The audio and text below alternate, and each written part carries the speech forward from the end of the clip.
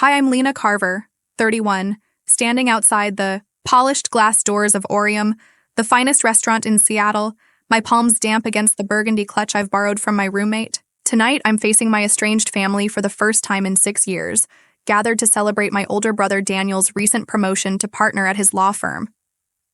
The thought of their scrutiny, those familiar, cutting glances that always seem to measure my worth and find it lacking, makes my chest tighten. I smooth my navy dress, modest but tailored, and wonder if it's enough to shield me from their judgment. I left their world of expectations behind, chasing a dream they called reckless, and now I'm back, not to beg for approval, but to confront the past I've outrun. If you're listening to this, I'd love to know where you're watching from. Comments below. If my story resonates, give it a like, and please subscribe to help me keep sharing these moments of truth. It means the world to me.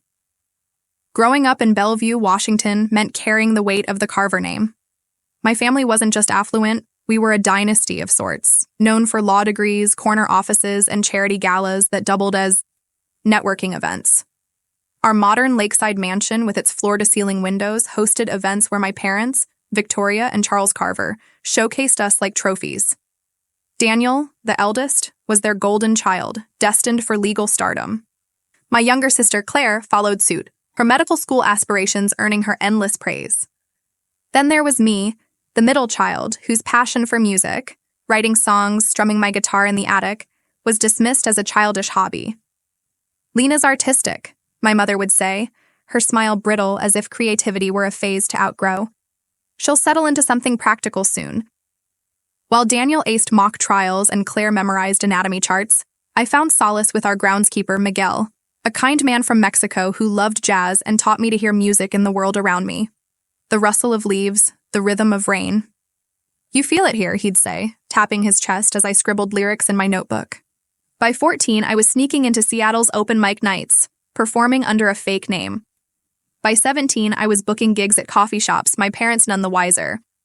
Music was my refuge, the one place I felt whole. "Music's for dreamers, not carvers," my father declared when I suggested studying composition in college. "We build legacies, not fantasies." To keep the peace, I enrolled at Stanford, their alma mater, majoring in economics to appease them. But I minored in music, sneaking into studios to record demos, organizing secret campus concerts that drew crowds of students hungry for something raw. I lived a double life, balancing spreadsheets with songwriting, until my senior year when everything changed. A visiting professor, Elena Voss, a renowned music producer with Grammys to her name, heard me perform at a dive bar off campus. After my set, she approached me, her eyes sharp but warm. "Who taught you to write like that?" she asked. "No one," I admitted. "Just years of listening, feeling, trying." She handed me her card. "You're wasting your gift here. Come to my studio in Los Angeles. I'll teach you to shine." That moment cracked my world open. 2 months later, I stood in my parents' pristine living room, announcing I was leaving Stanford's graduate program to pursue music full-time. Silence was suffocating. "This is madness," my father said, his voice low and final. "We've given you every opportunity." "Except the one I need," I replied, my voice shaking. My mother's eyes narrowed. "If you choose this path, you're on your own. No trust fund, no safety net." Daniel, already climbing the ranks at a law firm, smirked. "Good luck scraping by with your guitar." Claire, home from her first year of med school, just looked away, embarrassed. I left that night with a duffel bag, $4,000 in savings, and a one-way bus ticket to LA. The next 6 years were grueling. I shared a cramped apartment with 4 other struggling artists, worked barista shifts at dawn, and spent nights in Elena's studio, learning production, refining my sound. I played gigs for tips, faced rejections from labels, and cried myself to sleep more times than I could count. But under Elena's mentorship, I grew. My songs, raw and honest, started gaining traction online. A single I released independently went viral, catching the ear of a major label. 3 years ago, I signed a deal, and my debut album, Whispers of Truth, hit the charts. Last year, I opened my own studio, Solstice Sounds, producing for other artists while writing my second album. Billboard called me a voice of a generation. Through it all, I kept my family at arm's length. Brief, awkward calls with my mother, a Christmas card from Claire. They knew I was doing music, but not the scale of my success. I wanted it that way, craving recognition on my terms, not theirs. When Daniel's invitation arrived for his promotion dinner at Orium, I hesitated. They didn't know I co-owned the restaurant, a passion project I'd started with my label's CEO, who loved my vision of a space where music and cuisine intertwined. They'd chosen it for its prestige, unaware it was mine. After days of debate, I accepted, not to prove myself, but to close a wound. 6 years had taught me my worth. I could face them now without breaking. But as I stepped into Orium, the scent of truffle oil and live jazz from the stage I'd designed stirred a mix of pride and dread. I'd dressed carefully, navy dress, silver earrings, hair in loose waves, knowing they'd read my simplicity as failure. My hostess, Nadia, spotted me and nearly said my name before catching herself. "Your party's seated, miss," she said, guiding me to the central table where my family sat, a portrait of wealth. My mother, in a cream Dior suit, scanned me head to toe, her lips pursing. Daniel, in a tailored blazer, rose with his fiancée, Sarah, a marketing VP with a diamond that screamed status.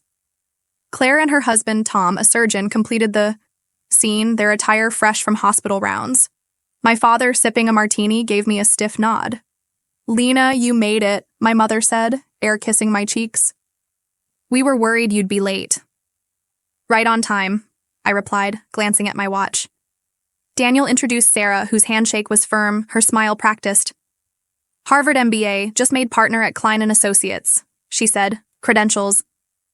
First, no warmth. Claire hugged me briefly, but Tom's greeting was curt, his eyes already on the menu. "Champagne's ordered," my father announced, signaling they'd picked the priciest bottle. Typical. As I sat, the restaurant's hum enveloped me. The clink of glasses, the soft jazz trio I'd auditioned myself. Every detail, from the velvet chairs to the hand-blown glass chandeliers, was my creation.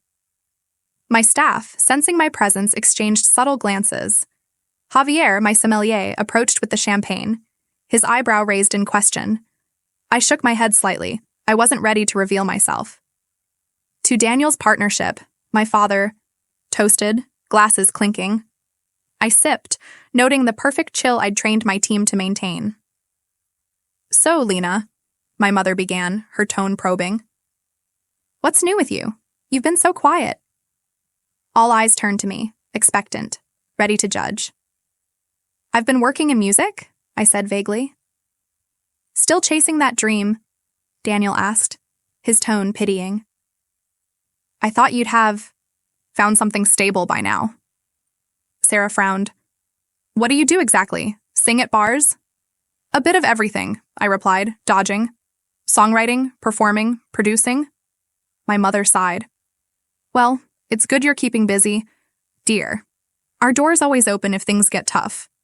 Nadia arrived with the amuse-bouche, a lavender-infused scallop ceviche I'd crafted. "Compliments of the kitchen," she said, her eyes flicking to mine. My mother nibbled daintily while Daniel barely tasted it, too busy boasting about his firm. Claire left hers untouched. "Too fishy," she muttered.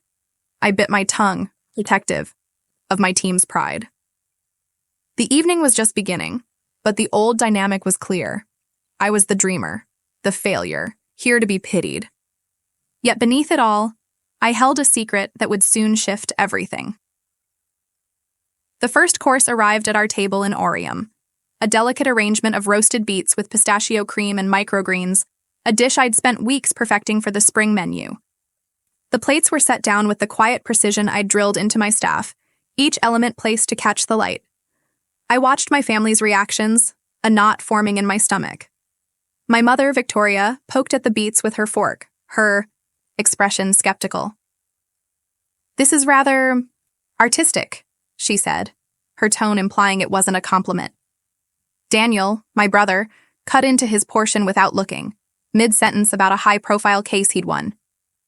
His fiancée, Sarah, took a small bite and frowned. "It's a bit earthy," she remarked, as if I weren't sitting across from her. Claire, my sister, barely touched hers, distracted by her phone, while her husband Tom muttered, "Not enough protein." My father, Charles, ate mechanically, his focus on the wine list. I took a slow breath, tasting my own dish, but barely registering its balance of sweet and nutty. Their dismissals stung, not just for me, but for the team who'd poured their hearts into this. I'd built Orium to be more than a restaurant. It was a stage for art, where food and music danced together. The jazz trio playing softly in the corner, a group I'd discovered at a late-night jam session, wove melodies that complemented each course. The lighting, warm and intimate, was calibrated to make diners feel both seen and sheltered. Every detail, from the handmade ceramic plates to the playlist I curated, bore my signature. Yet here sat my family, oblivious, critiquing my creation, as if it were a minor inconvenience. I caught Javier, my sommelier, glancing my way as he refilled their glasses, his eyes asking if I wanted to intervene. I gave a subtle shake of my head. "Not yet, Lena," Daniel said, leaning back in his chair. "You never answered Sarah's question. What's this music thing you're doing? Still busking in coffee shops?" His tone was light, but the jab was sharp. I set down my fork, meeting his gaze. "I write songs, produce tracks, perform when I can," I said, keeping it vague. "It's varied." Sarah raised an eyebrow. "Sounds unstable. Don't you ever think about a real career? Something with benefits?" Claire chimed in, looking up from her phone. "Yeah, Lena, you're what, 31? Shouldn't you be settling down, maybe getting an office job?" Tom nodded, cutting into his beats. "Music's a tough gig. Most don't make it." Their words echoed the arguments from 6 years ago, when I'd walked away from their world. Back then, I was 25, fresh from Stanford, suffocating in an economics grad program I hated. My parents had mapped my life: a corporate job, a suitable husband, a house in Bellevue. But music was my oxygen. I'd spent nights in LA studios learning from Elena Voss, my mentor, who saw in me a spark my family couldn't. Those early years were brutal. Evictions, ramen dinners, rejections that felt like punches. But every song I wrote, every gig I played, built me into someone stronger. Now, with a chart-topping album and my own studio, Solstice Sounds, I was living a life they couldn't imagine. Still, I held back, wanting to see how far their assumptions would go. "I manage," I said evenly, sipping my wine, a crisp Sauvignon Blanc I'd chosen for this course. My mother sighed, her pearls glinting under the chandelier.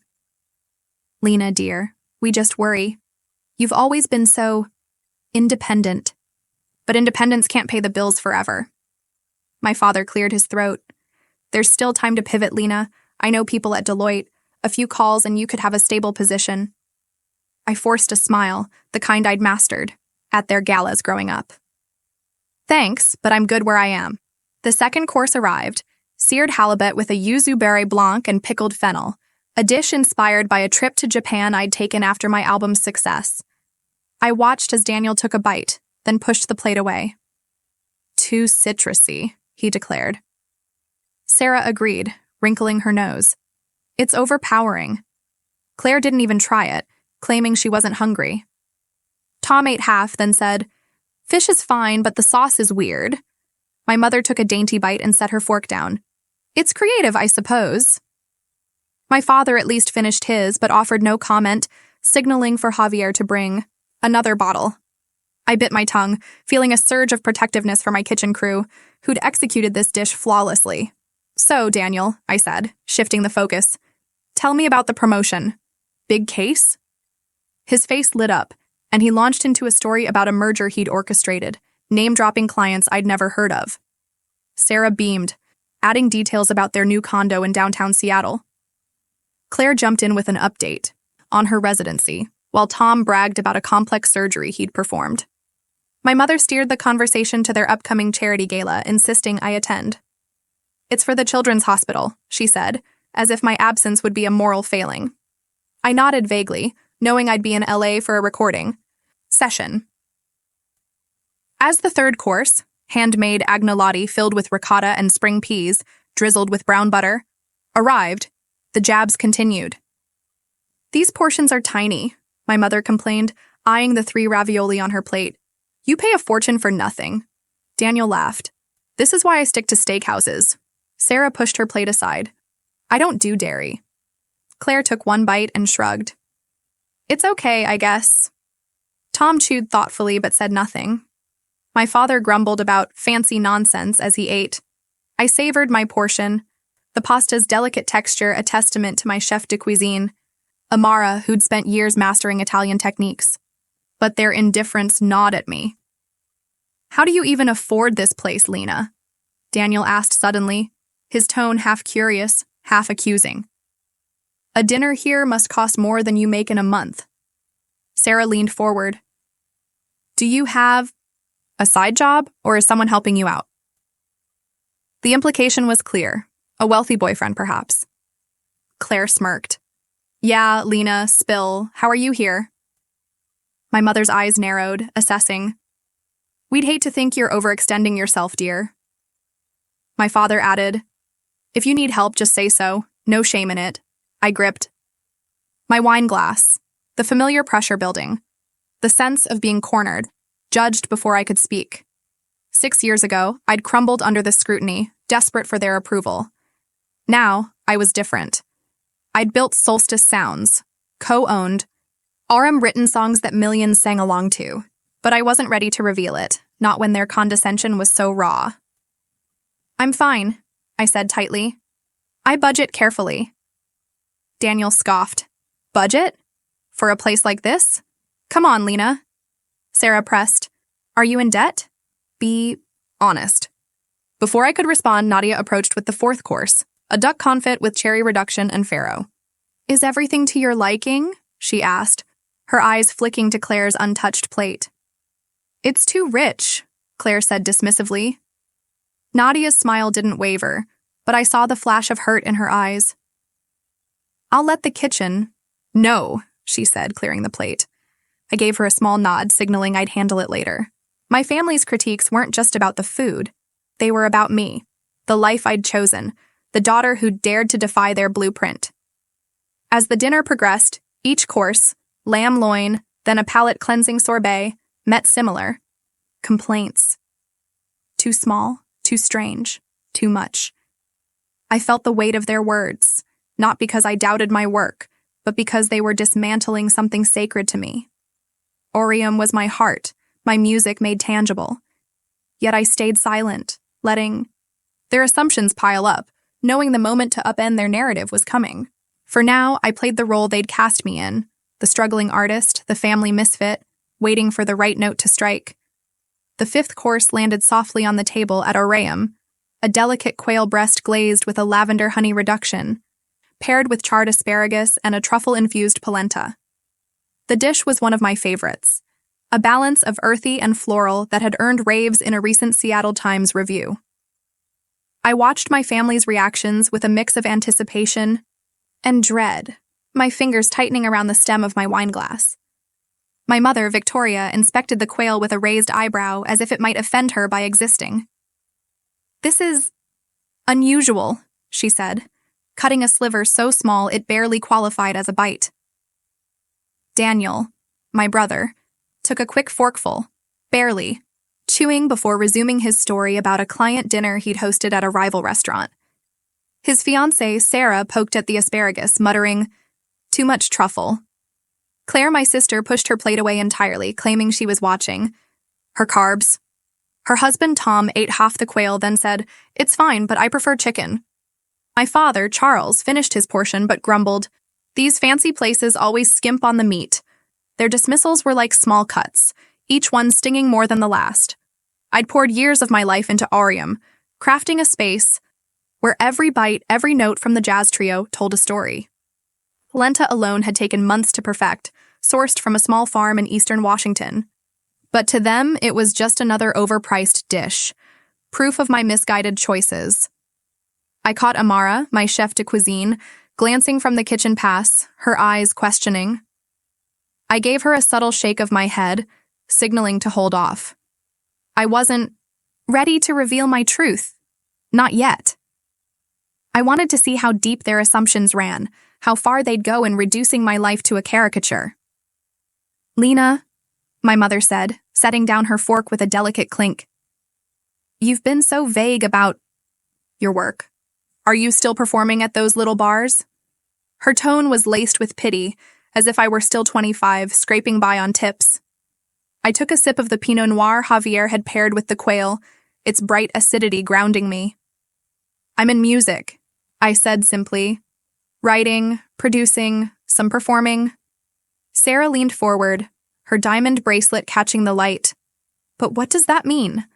Are you like a backup singer? Or do you make those YouTube covers?" Claire snorted, scrolling through her phone. "She's probably still doing open mics, right, Lena?" Tom chimed in, his surgeon's arrogance on full display. "Music's a risky bet. Most artists end up waiting tables." I forced a smile, the kind I'd used at countless family dinners. Growing up, when I'd sit silently while they praised Daniel's debate wins or Claire's science fair ribbons. Back then, I'd been the odd one out, scribbling lyrics in my room while they planned my future in boardrooms. 6 years ago, I'd walked away from their world, choosing a path they couldn't understand. I'd clawed my way through LA's music scene, sleeping on couches, surviving on coffee and determination. Elena Voss, my mentor, had taught me to craft songs that cut to the bone, and my debut album, Whispers of Truth, had struck a chord worldwide. Owning Orium was a dream I hadn't dared imagine back then, a place where my music and my love for storytelling through food could coexist. But to my family, I was still the dreamer who'd thrown away a Stanford degree. "I've diversified," I said, dodging their probes. "I keep busy." My father cleared his throat, his go-to move when he wanted to sound authoritative. "Lena, there's no shame in starting over. I could connect you with a friend at Goldman Sachs, entry level, but it's a foot in the door." Daniel nodded. "Yeah, you don't want to be 40 and still chasing gigs." Sarah added, "Or you could pivot to marketing. Music's a tough sell without a brand." Their advice, cloaked as concern, felt like a script I'd heard 1,000 times. I let it wash over me, focusing on the jazz trio's rendition of Summertime, a song I'd chosen for its warmth. The 6th course arrived, a mushroom risotto with foraged morels and a Parmesan crisp, a dish inspired by a hike I'd taken in the Cascades. Amara had nailed the texture, creamy yet firm, and I savored a bite, letting the umami ground me.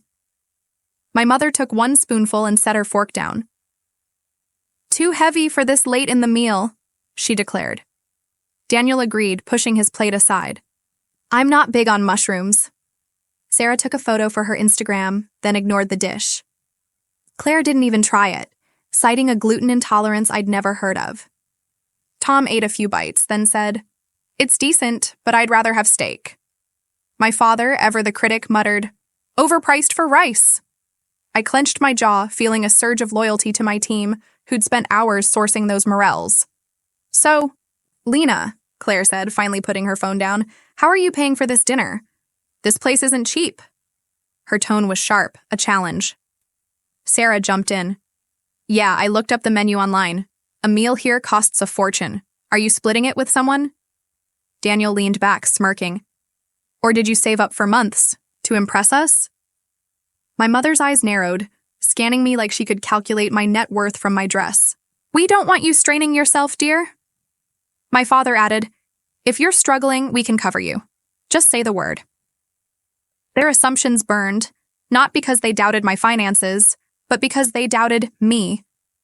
I'd spent 6 years building a life they couldn't fathom, headlining festivals, producing for rising stars, turning Orium into Seattle's hottest reservation. I'd bought out my business partner last year, making me sole owner. Yet here they sat, assuming I was one bad gig away from bankruptcy. "I can handle my share," I said, my voice steady but tight. Claire laughed. "Come on, Lena. Be real. Are you maxing out credit cards for this?" Daniel pressed. "Or is there a guy footing the bill? No judgment." The table fell silent, their eyes boring into me, waiting for a confession of failure. Before I could respond, Javier approached with the 7th course, a palate-cleansing grapefruit sorbet with a mint sprig. "Compliments of the kitchen," he said, his gaze lingering on me. I nodded slightly. grateful for his discretion. My mother took a tiny spoonful and grimaced. Too tart. Daniel didn't touch his, distracted by a work email. Sarah snapped another photo, then pushed it away. Claire and Tom barely acknowledged it. My father ate his quickly, then signaled for another bottle of wine, choosing a $600 Cabernet I'd sourced from a Napa vineyard I'd visited last spring. This better be worth it, he muttered. Javier shot me a look, asking if I wanted to correct the pairing. I shook my head. Let them have their way for now. Lena, you still haven't answered, Claire said, her voice dripping with false concern. How are you affording this? We're just worried about you. Daniel nodded. Yeah, this place is out of your league, no offense. Sarah added, It's okay to admit if you're in over your head. We've all been there. Their words were a chorus of condescension, each note perfectly pitched to remind me of my place. I felt the old Lena, the one who'd shrink under their scrutiny, stirring, but I pushed her down. I wasn't that girl anymore.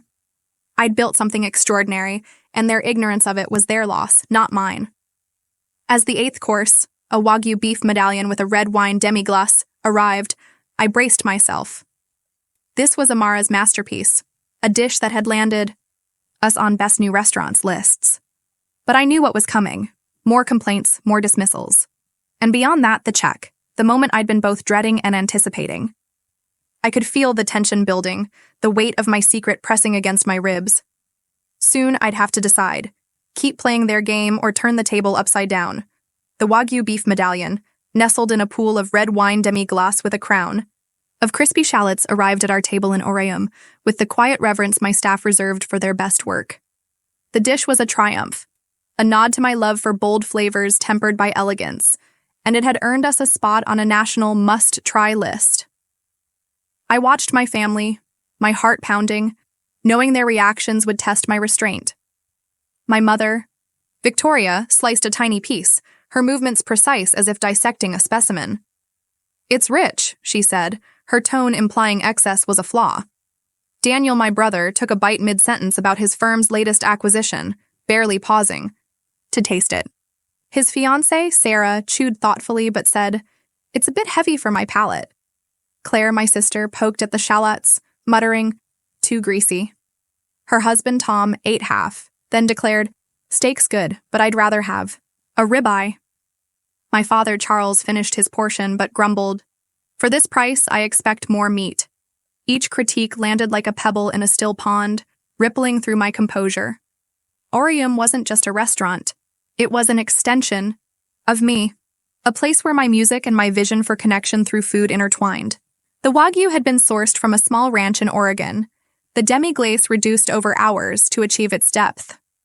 My chef de cuisine, Amara, had executed it with precision, and my team took pride in every plate. Yet my family treated it like a takeout order gone wrong. I caught Nadia, my hostess, watching from the corner, her eyes sharp with concern. I gave her a small shake of my head, signaling to hold off. I wasn't ready to drop the truth, though the urge was growing, a fire kindling in my chest. Lena, Sarah said, setting down her fork, you still haven't explained how you're covering this dinner. This place is exorbitant. Her voice carried a mix of curiosity and accusation, as if my presence here was a puzzle she needed to solve. Daniel leaned forward, smirking. Yeah, Lena, what's the deal? You're not secretly a tech heiress, are you? Claire laughed, her phone finally set aside. Maybe she's got a sugar daddy bankrolling her. Tom chuckled, adding, No. Shame in that, Lena. Times are tough. My mother's lips pursed, her classic sign of disapproval. We just want to make sure you're not in over your head, dear. My father nodded, his tone patronizing. If you need us to chip in, just say so, we're family. Their words were a familiar script, one I'd heard since I was a teenager sneaking out to open mic nights in Seattle. Back then, they'd dismissed my music as a phase, insisting I follow Daniel into law or Claire into medicine. 6 years ago, I'd defied them, leaving Stanford's grad program for LA's music scene. I'd faced rejection, poverty, and doubt, but I'd also found my voice. My album, Whispers of Truth, had gone platinum, and Solstice Sounds, my studio, was thriving. Orium was my latest triumph, a space where live jazz and exquisite dishes told stories together. But to them, I was still the wayward daughter, scraping by on dreams. I sipped my wine, the Cabernet my father had insisted on, and let their assumptions hang in the air. "I'm managing," I said, my voice steady but tight. Claire rolled her eyes. "Managing how? This dinner probably costs more than your rent." Sarah pressed. "Are you taking out loans? Or is someone else paying?" Daniel's smirk widened. "Come on, Lena. Spill. We're all curious." So, table's attention locked onto me, their eyes dissecting, waiting for me to admit defeat. I felt the old weight of their judgment, the same pressure that had once made me shrink. But I wasn't that Lena anymore. I'd built a life they couldn't imagine, and their ignorance was a choice I'd let them make, until now. The dessert course arrived, a deconstructed blackberry tart with lavender cream and a hazelnut crumble, a dish I'd created to evoke summer nights in Bellevue when I'd write songs under the stars. Amara had outdone herself, the plate a work of art. My mother took a single bite and sighed. Too sweet. Daniel pushed his away, distracted by a text. Sarah snapped a photo, but didn't eat. Claire declared, "I don't do berries." Tom ate his quickly, then said, "Not bad, but I prefer pie." My father, ever practical, muttered, "This is why I stick to coffee for dessert." I savored my own portion, the tart's brightness cutting through my rising frustration. My team deserved better than this? Javier approached, his demeanor calm but his eyes questioning as he cleared the plates. "Is everything satisfactory?" he asked, lingering on Claire's untouched dessert. "It's fine," she said dismissively, "just not my taste." Javier's jaw tightened, a flicker of loyalty to me, but he nodded and retreated. I felt a surge of protectiveness, not just for my work, but for the family I'd built here at Orium, the staff who believed in my vision. My biological family's disdain was one thing, their disrespect for my team was another. "Lena, you're dodging," Daniel said, leaning back with a smug grin. "How are you paying for this? Seriously?" Sarah nodded. "It's okay to admit, if you're struggling, we've all had rough patches." Claire's tone turned sharp. "Yeah, Lena, don't pretend you're something you're not. This place is way out of your league." My mother's voice softened, but it was no less cutting. "We're just concerned, dear. We don't want you living beyond your means." My father added, "If you're in debt, we can help. But you need to be honest." The air grew heavy, their words a gauntlet thrown down. I could feel the moment approaching, the one I'd both dreaded and craved. The check was coming, and with it, the chance to upend their narrative. I'd let them assume I was failing, let them critique my life's work, because I wanted to see their true colors. And they'd shown them, vividly. I was done playing the role of the struggling artist they'd cast me in. Nadia approached with the black leather folder containing the bill, placing it discreetly in the center of the table. My father reached for it instinctively, but Daniel intercepted, his lawyer's ego on display. "Let me," he said, his tone generous but calculated as if paying were a power move. Sarah smiled approvingly, but as Daniel opened the folder, his confident expression faltered. "This can't be right," he muttered, scanning the numbers. My father frowned. "What's wrong?" Daniel hesitated, then said, "They've only charged for the drinks, not the food." He signaled for Nadia, his voice sharp. "There's a mistake on the bill." Nadia approached, her professionalism flawless, but her eyes flicked to me, seeking guidance. I gave her a slight nod, my heart racing. The moment was here. "No mistake, sir," she said smoothly. "The meal is compliments of the house." Daniel's brow furrowed. "Compliments? From who?" Nadia turned to me, her smile warm but controlled. "Miss Lena, it's good to have you back. Your investors are ready in the private room whenever you're set." The silence that followed was deafening, a sudden vacuum swallowing the table's chatter. 6 pairs of eyes turned to me, shock and confusion warring on their faces. "Thank you, Nadia," I said, my voice calm despite the adrenaline surging through me. Please close out Mr. Carver's beverage tab. The rest is covered, as usual. Nadia nodded, taking the folder from Daniel's stunned grip. Amara also asked for your input on the new summer menu, she added. I'll swing by the kitchen after my meeting, I replied. My mother was the first to speak, her voice trembling. Lena, what is this? I took a deep breath, the weight of 6 years lifting slightly. Welcome to Aureum, I said. My restaurant. I'm the co-owner and creative director. The truth hung in the air, a note struck perfectly, ready to change everything. The silence at our table in Aureum was a living thing, thick and heavy, as my family processed my revelation. I'd just announced that I was the co-owner and creative director of the restaurant they'd spent the evening critiquing. My mother, Victoria, clutched her pearls, her face a mask of disbelief. Daniel, my brother, stared at me, his lawyers, composure cracking. His fiancée, Sarah, blinked rapidly, as if recalculating her assumptions. Claire, my sister, set her phone down, her mouth slightly open. Her husband, Tom, leaned back, his surgeon's arrogance replaced by confusion. My father, Charles, narrowed his eyes, his mind already working through the implications. I stood at the edge of the table, my navy dress suddenly feeling like armor, and let the moment stretch, savoring the shift in power. Lena, my father said, his voice cautious. You're saying you own this place? I nodded, my tone steady. Yes, I co-own Aureum. I oversee the menu, the music, everything you've experienced tonight. Claire let out a sharp laugh, more nervous than mocking. That's impossible. This is the Aureum. It's been on every foodie list in the city. Sarah's eyes darted around the restaurant, taking in the velvet chairs, the jazz trio, the hand-blown chandeliers I'd chosen. But you said you were in music, she stammered. I am, I replied. This is part of it. Aureum's my vision, food and music as one story. My mother's hand dropped from her pearls, her voice, taking on that coaxing tone she used to smooth over social disasters. Darling, why didn't you tell us? This is extraordinary. The word extraordinary carried a weight it wouldn't have an hour ago when they thought I was scraping by. Daniel leaned forward, his lawyer's brain kicking in. How did you manage this? A place like this costs millions. I met his gaze. Hard work, a few smart risks, and people who believed in me. I didn't mention Elena Voss, my mentor, whose guidance had turned my raw talent into a career, or the label CEO who'd partnered with me to open Aureum. Let them wonder.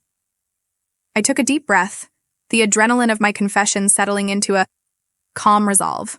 6 years ago, I left Bellevue with nothing but a duffel bag and a few $1,000s. I moved to LA, lived in a shoebox apartment with 4 roommates, worked barista shifts to pay for studio time. I played gigs for tips, got rejected by every label in town, but I kept writing, kept performing. Then my single went viral, and I signed a deal. My album, Whispers of Truth, hit the charts. I opened Solstice Sounds, my own studio, and started producing for others. Aureum came later, when I wanted a place to blend my love for music and food. I bought out my partner last year. This, I gestured around the dining room, is mine. My father's expression shifted from skepticism to calculation, the way it did when he smelled a business opportunity. You funded this with music money? That's impressive. The word sounded foreign coming from him. Claire's voice was small. You're in magazines. I saw your name in Billboard. Sarah nodded, her earlier condescension gone. I didn't connect it. I thought it was a different Lena Carver. Tom, usually so quick to judge, stayed silent, his eyes on his empty plate. My mother tried again, her tone softer. Why keep this from us, Lena? We're your family. I laughed, sharp and involuntary. Family? 6 years ago, you called my music a waste of time. You cut me off, financially, emotionally, when I chose it over grad school. Tonight you sat here tearing apart my food, my wine, my life, assuming I was failing. I wanted to see how you'd treat me if you thought I was still the disappointment you wrote off. Daniel flinched, his smugness gone. That's not fair, Lena. We didn't know. Exactly, I said, my voice steady. You didn't know I was successful, but you also didn't care that I was doing what I loved. That should have been enough. Amara, my chef de cuisine, approached, her white coat pristine, the name Amara Patel, chef de cuisine embroidered in gold. Lena, sorry to interrupt, she said, her voice professional but warm. The Nakamura party's here for their tasting, and Rolling Stone wants to confirm your interview slot for the summer feature. Also, your label called about the second album's release date. I nodded. Thanks, Amara. Tell them I'll be there in 10. She glanced at my family, sensing the tension, and retreated to the kitchen. A second album? Sarah asked, her voice tinged with awe. And Rolling Stone? I nodded. Out this fall. The interview's next week. My mother's eyes widened. Lena, we had no idea. Her tone was almost pleading, as if she could rewrite the past with admiration. My father cleared his throat. You've clearly got a head for business. That's the Carver in you. His attempt to claim credit sparked a flicker of anger. No, I said firmly. I built this without your name, your money, or your connections. This is mine. Daniel, who'd been quiet, spoke up, his voice careful. So tonight was what, a test? You let us make fools of ourselves? I met his eyes. I didn't make you do anything. You chose your words, your judgments. I just listened. Claire's eye. Face reddened, her earlier barbs haunting her. That's manipulative, Lena. I raised an eyebrow. More manipulative than assuming I'm in debt or dating someone rich to afford this dinner? You weren't worried about me, Claire. You were enjoying feeling superior. My mother gasped softly, but no one contradicted me. Javier approached, with a bottle of aged cognac, my personal reserve for investor meetings. For your guests, Miss Lena, he said, his tone warm, and Amara says the kitchen's ready when you are. Thank you, Javier, I replied. I'll be there soon. As he left, I turned back to my family, their faces a mix of shame and recalibration. I have a meeting, I said, standing. Thanks for coming tonight. My mother reached out, her voice urgent. Lena, wait. We need to talk about this. You can't just drop this and leave. I glanced toward the private dining room, where my investors, discussing a second Orium location in Portland, were waiting. I have a business to run, I said. Family hasn't been a priority for you in 6 years. It doesn't get to trump my commitments now. My father stood, his discomfort clear. Let's continue this tomorrow. Dinner at our place? Daniel nodded eagerly. We could discuss your expansion. My firm has hospitality contacts. I cut him off. I don't need your contacts, Daniel. I built this because it's my passion, not to win your approval. Claire stepped forward, her voice softer. I'm sorry, Lena. I was awful tonight. I didn't know. Her apology caught me off guard, a crack in her usual armor. You didn't need to know I was successful to treat me with respect, I said. But I hear you. My father cleared his throat, a rare admission coming. We were wrong, Lena. We should have supported you, regardless of the outcome. His words, so unlike him, carried weight. My mother's eyes glistened. Where do we go from here? I paused, the question heavier than I'd expected. They were my family, flawed and judgmental, but tied to me by history, late-night talks with Claire, fishing trips with Daniel, even my father's rare smiles when I'd aced a math test. I don't know, I admitted. But if we're going to try, it's on new terms. I'm not your failure anymore. I'm a businesswoman, an artist, and I deserve respect for that. Daniel nodded slowly. Fair enough. Sarah, quieter, now said, We'd love you at the promotion party next month. As our sister, not whatever we thought. I softened slightly. I'll think about it. And I could host a private event here for your team if you want. My gift. Daniel's eyes widened. You'd do that? You're still my brother, I said simply. But this is on my terms. As they gathered their things, I added, I'm free Sunday for brunch. Not your club, though? There's a diner in Capitol Hill I love. They nodded, my mother's relief palpable, and I watched them leave, the night's weight lifting as the door closed behind them. As my family filed out of Orium, the glass doors swinging shut behind them, I stood in the now quiet dining room, the jazz trio's final notes fading into the hum of the restaurant's closing routine. My navy dress felt lighter, as if shedding the weight of their judgment had unburdened me physically. I exhaled, long and slow, the adrenaline of my revelation settling into a strange calm. I'd spent 6 years building a life apart from them. My album, my studio, this restaurant, and tonight I'd laid it bare. Their shock, their apologies, their sudden eagerness to claim a piece of my success, it was both vindicating and exhausting.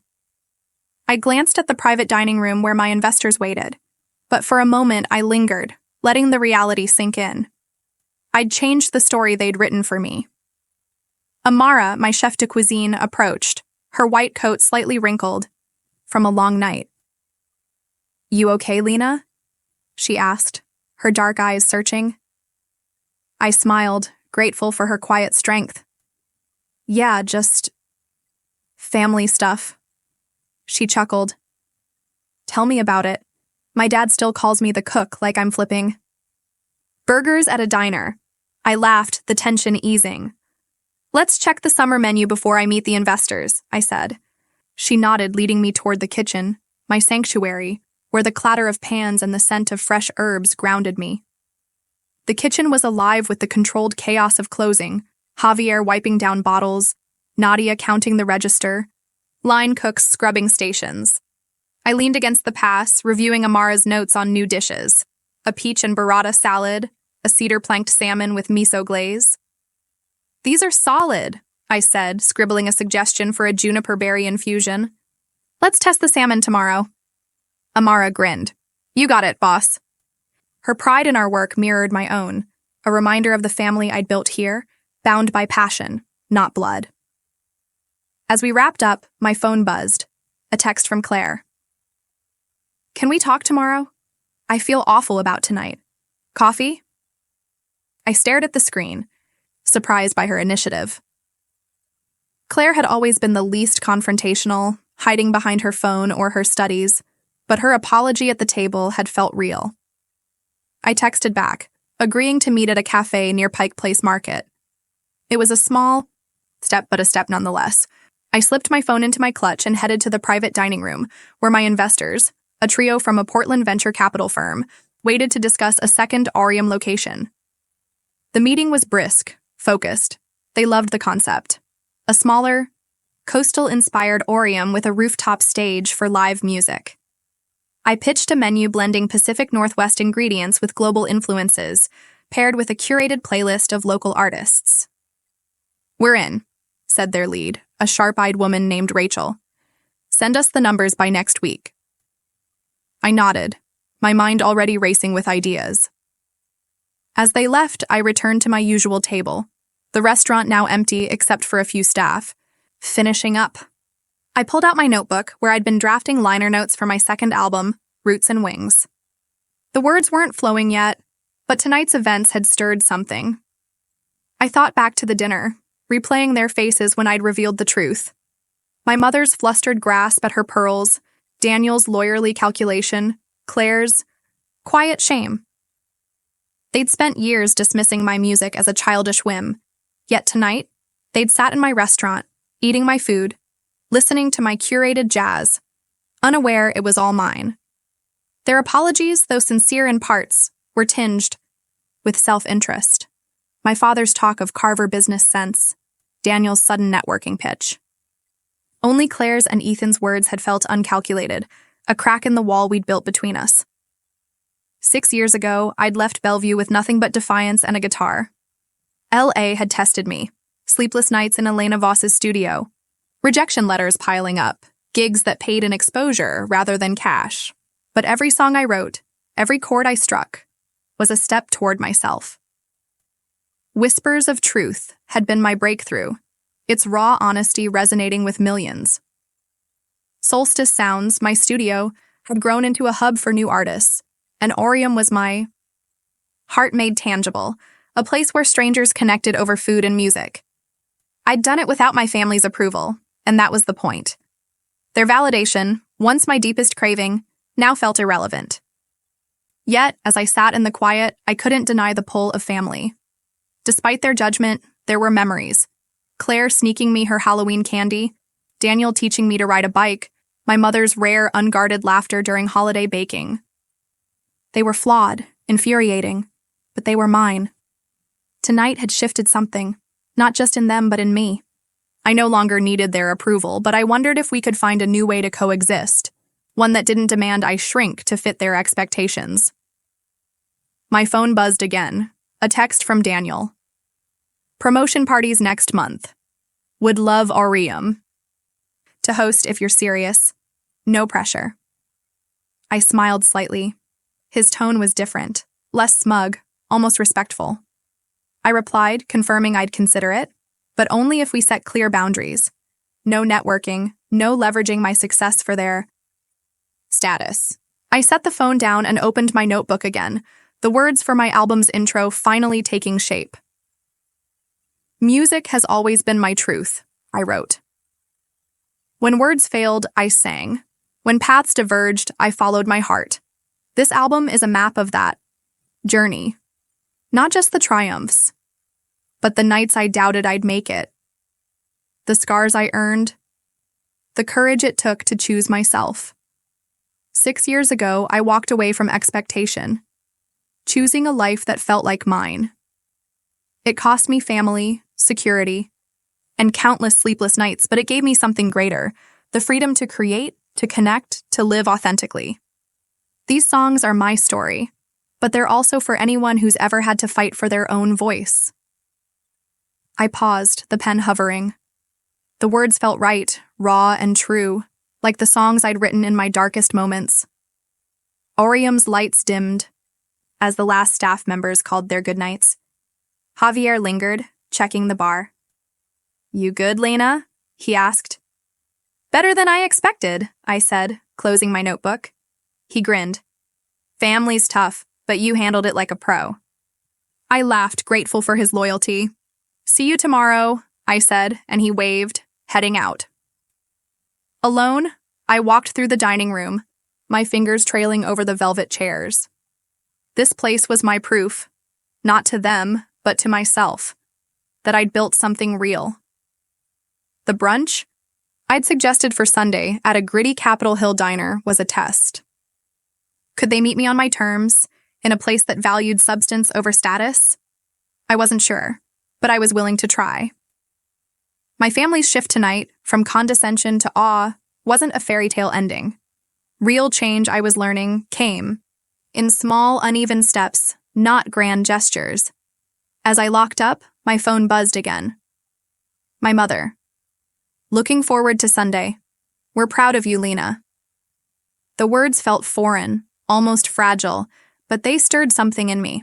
Not the desperate need for approval I'd once carried, but a cautious hope for something new. I slipped my notebook into my bag and stepped into the cool Seattle night, the city's lights reflecting off the sound. Tomorrow, I'd meet Claire, plan the summer menu, call my label about the album. But tonight, I felt a quiet peace. I'd chosen my path, scars and all, and that was enough. The morning after the dinner at Aureum, I woke to the soft patter of Seattle rain against my apartment window, the city cloaked in a familiar gray. My studio loft in Belltown, with its exposed brick and mismatched furniture, felt like a sanctuary, a far cry from the sterile Bellevue mansion of my childhood. I lay in bed, replaying last night's revelation, the stunned faces of my family, the weight of their apologies, the cautious hope in their eyes as they left. I'd spent 6 years defining myself apart from them, building a life through music and Aureum, yet their presence lingered, stirring memories I'd buried. Today, I'd meet Claire for coffee, a tentative step toward something new. I pulled on jeans and a sweater, grabbed my notebook, and headed out, the city's damp air grounding me. The cafe near Pike Place Market was a cozy hole in the wall, its walls lined with local art and mismatched mugs. Claire was already there, tucked into a corner booth, her usual polished look softened by a ponytail and no makeup. She stood as I approached, her smile hesitant. "Lena, thanks for coming," she said, hugging me awkwardly. I slid into the booth, ordering a black coffee while she nursed a latte. The hum of the cafe, baristas calling orders, the clink of spoons, felt like a buffer, easing the tension between us. "I owe you an apology," Claire started, her fingers tracing the rim of her mug. "Last night I was awful. I didn't mean to, I just didn't know." Her voice cracked, and I saw the younger sister who'd once snuck into my room to hear my songs. "You weren't alone," I said, my tone gentle but firm. "Everyone assumed I was failing. That's what hurt, not the words, but the ease of it." Claire nodded, her eyes downcast. "I was jealous, you know. You went after what you wanted. I'm in med school because it's expected, but sometimes I wonder if I'm even good at it." Her confession surprised me. Claire, the golden child, always seemed so certain. "You never said that before," I replied. She shrugged. "I didn't. Think you'd care. You were always so free." I laughed softly, the irony sharp. Free came with a price. 6 years of ramen, rejections, sleeping on floors, but it was worth it. Claire looked up, her eyes searching. "How'd you do it, Lena? All this? Orium, the album, the studio?" I told her the story. LA's grind, Elena Voss's mentorship, the viral hit, the deal, Solstice sounds, Orium's birth. She listened, rapt, as if seeing me for the first time. "I'm proud of you," she said quietly, the words carrying a weight her usual sarcasm never could. "I want to be better, Lena. Can we try?" I nodded, feeling a warmth I hadn't expected. "Yeah, we can try, but it's got to be real. No more jabs, no more assumptions." She agreed, and we spent the next hour talking, not as rivals, but as sisters, sharing stories of her residency and my studio sessions. It wasn't perfect, but it was a start. Back at Orium that afternoon, I dove into work, the rhythm of the I, restaurant soothing my nerves. Amara and I tested the cedar-planked salmon for the summer menu, its smoky miso glaze a hit with the staff. Javier suggested a new Riesling to pair with it, and Nadia updated me on bookings, fully reserved for the next 3 months. My phone buzzed with a voicemail from my label. The second album's lead single was ready for mixing. I smiled, the pieces of my life clicking into place. But my family's faces lingered, their shift from disdain to awe replaying in my mind. That evening, I sat at my usual table, the restaurant winding down, and opened my notebook to work on Roots and Wings. The liner notes were taking shape, a reflection of my journey from Bellevue's expectations to Seattle's freedom. Every song. "Here is a scar and a victory," I wrote. I chose music when it cost me everything, family, stability, certainty. But in that choice, I found myself. This album is for anyone who's ever stood at a crossroads, knowing the right path might break their heart but take them home. The words flowed, raw and true, like the best songs I'd written. My phone buzzed. A text from my mother. "Sunday brunch confirmed. We'll be at your diner. Looking forward to it." I paused, surprised by her willingness to meet me on my terms. The diner, with its greasy spoons and vinyl booths, was a far cry from their country. Club, but it was real like me. I texted back, confirming, then saw a message from Daniel. "Talked to Sarah. We'd love Orium for the party, on your terms. Thanks, Lena." His tone was genuine, a shift I hadn't expected. I replied, agreeing to discuss details later, feeling a cautious optimism. Sunday brunch at the diner was different. My parents arrived, visibly out of place in their tailored coats, but they tried. My father complimented the hash browns, a small miracle. My mother asked about my album, her questions halting but curious. Daniel and Sarah shared wedding plans, including me without their usual condescension. Claire, fresh from a hospital shift, laughed at my stories of early gigs, her warmth unguarded. It wasn't a hallmark moment. There were awkward silences, old tensions simmering, but it was progress.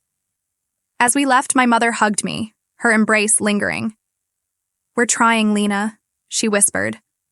I nodded, believing her, just a little. The weeks that followed were a blur. I mixed the album's single, a soulful ballad called Open Road, which my label predicted would chart high. Orium's summer menu launched to rave reviews, and the Portland investors greenlit the second location. I started a mentorship program at Solstice Sounds, teaching young musicians from underserved communities to write and produce. One, a 17-year-old named Marcus, had a gift for lyrics that reminded me of my younger self. Watching him record his first demo, I felt a purpose deeper than any award. My family's efforts continued, fragile but real. My father emailed me a Forbes article about women in the music industry, a silent nod to my world. Claire invited me to her hospital's fundraiser, not as a trophy but as her sister.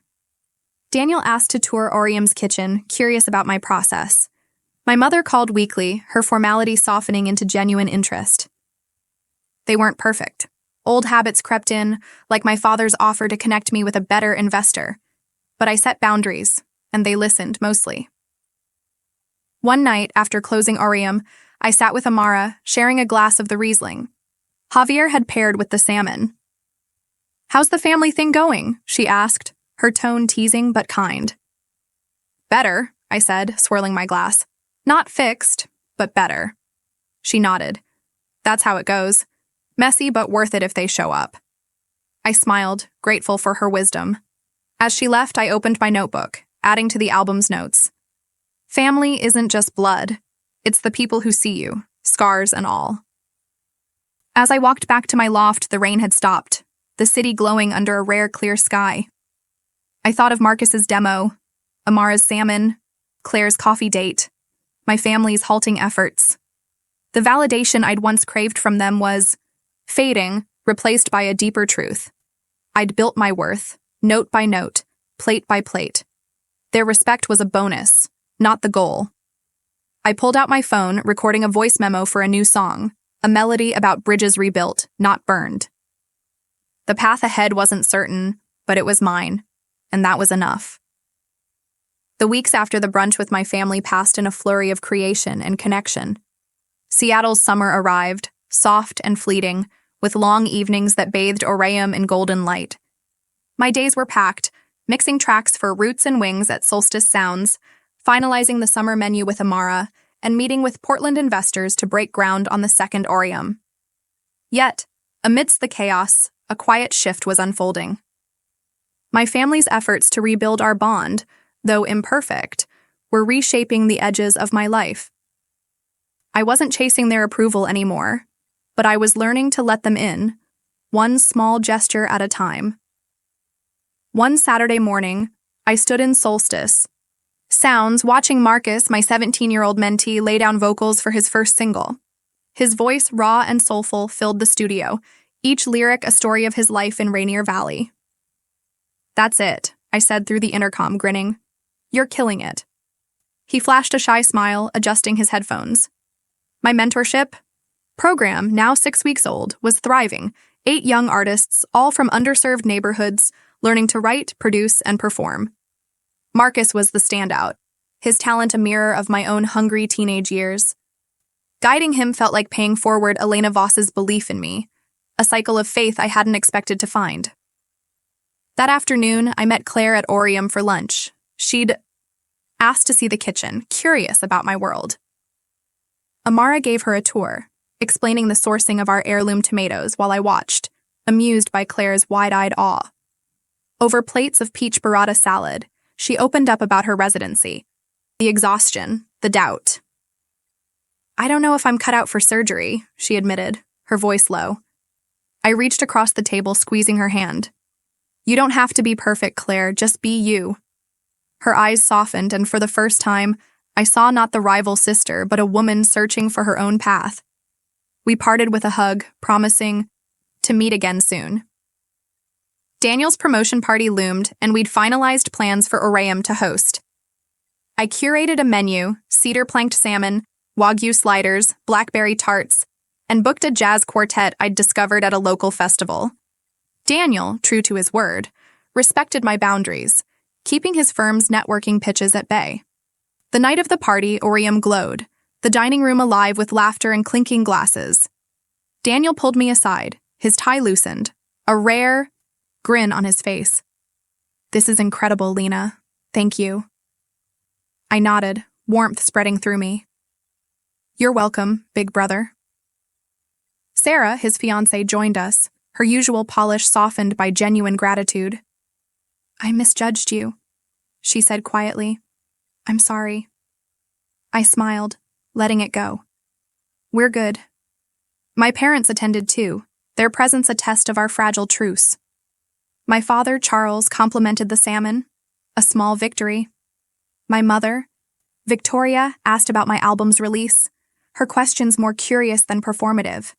They stayed late, mingling with Daniel's colleagues, and as they left, my mother hugged me tightly. We're so proud, she whispered. The words, once my deepest craving, felt lighter now. Not a lifeline, but a bridge. I hugged her back, meaning it. The album's lead single, Open Road, dropped a week later, climbing charts faster than my label predicted. Radio stations played it on repeat, and fans flooded my socials with stories of how it resonated. I sat in my loft one night reading their messages, tears pricking my eyes. This was why I made music, not for accolades, but for connection. Roots and Wings was set to release in October, and Rolling Stone confirmed my cover feature, a milestone. I'd once dreamed of in LA's dive bars. Yet the quiet moments, Marcus's first track, Claire's vulnerability, Amara's grin over a perfect dish, felt just as vital. One evening after closing Orium, I sat at my usual table, the restaurant empty save for Javier polishing glasses. My notebook lay open, the final liner notes for Roots and Wings complete. This album is my heart laid bare, I'd written. It's the sound of choosing yourself when the world says no, of building a life from ashes, of finding family in unexpected places. I lost much to get here. Certainty, safety, the approval I once craved, but I gained more. A voice, a purpose, a home in my own skin. May these songs remind you that your path, however winding, is yours to claim. I closed the notebook, satisfied. The words captured my journey, from Bellevue's expectations to Seattle's freedom. My phone buzzed, a text from my father. Saw your single on the radio. Impressive, Lena. I smiled, surprised by his effort. He'd started texting weekly. Short messages about articles or memories, like the time I'd caught my first fish at Lake Sammamish. Claire sent photos from her hospital rounds asking for playlist recommendations. Daniel invited me to his wedding, not as a status guest, but as family. My mother mailed a handwritten note, recalling a childhood song I'd written for her birthday. These gestures, small and halting, were rewriting our story, not with grand apologies, but with quiet presence. I launched a second mentorship session at Solstice Sounds, adding 4 more teens to the program. One, a shy girl named Aisha, wrote, "Poetry that begged to be set to music." I paired her with Marcus, watching their collaboration bloom. Orium's Portland location secured permits, and I sketched a rooftop stage design, dreaming of summer nights with live bands. Amara and I planned a fall menu incorporating Marcus's idea for a mole-inspired dish, a nod to his heritage. My life felt full, not with perfection, but with purpose. One Sunday, I took my family to another diner, this one in Fremont, with sticky tables and the best pancakes in town. They showed up, my parents, Daniel, Sarah, Claire, unfazed by the lack of valet. We laughed over burnt coffee, shared stories of my disastrous first gig, Daniel's law school pranks, Claire's childhood obsession with frogs. My mother asked about my mentorship program, genuinely curious. My father offered to fund a scholarship for my students, and I accepted, setting clear terms. It wasn't seamless. Old tensions flared, like my mother's subtle jab about my unconventional career, but we navigated it, learning. Back at Orium that night, I sat alone, the jazz playlist I'd curated playing softly. Javier had left a glass of my favorite Riesling, a silent gesture of support. I opened my notebook, sketching lyrics for a new song about rebuilding, bridges, not walls. My family's change wasn't a fairy tale. It was messy, human, real. But so was I. I'd spent years proving my worth, not to them, but to myself. Their respect was a gift, not the goal. I'd found my voice, my home, in music, in Orium, in the kids I mentored. That was the true triumph. As I locked up, the Seattle skyline sparkled, the Space Needle a quiet sentinel. I felt peace, not because everything was perfect, but because I was enough. My scars, rejections, doubts, lonely nights, were part of the melody, making the highs sweeter. I walked home, humming Open Road, ready for whatever came next. Have you ever had to choose between others' expectations and your own dreams? I'd love to hear your stories in the comments below. Share where you're from and what's driven you to follow your heart. If this journey moved you, please give it a like. It helps spread the word. Subscribe for more stories of grit and growth, and share with someone who needs a reminder. The truest success is living your truth. Thanks for being here.